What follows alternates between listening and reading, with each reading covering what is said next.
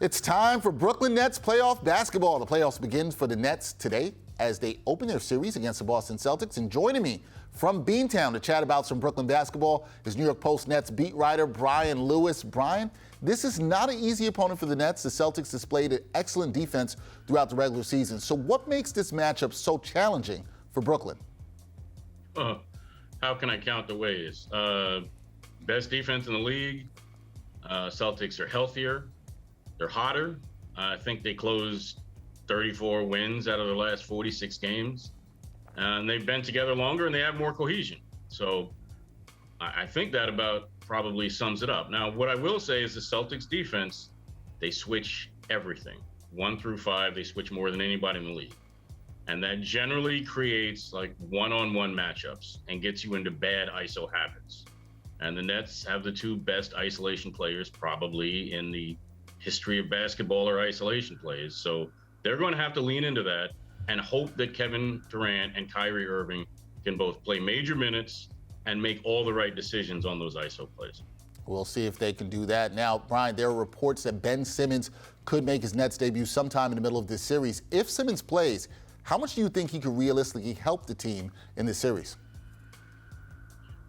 First, I would add the caveat that that's a huge if. I don't find it a guarantee that he plays because he still hasn't even been cleared for contact or one-on-one practice yet. If he does manage to play and get on the court, I would temper expectations as to how much he plays. Even though Steve Nash said I would have no compunction about putting him into a heated playoff series if he hadn't played a second all season. Maybe if he can give them 10 or 15 minutes. Now again, he hasn't played all season.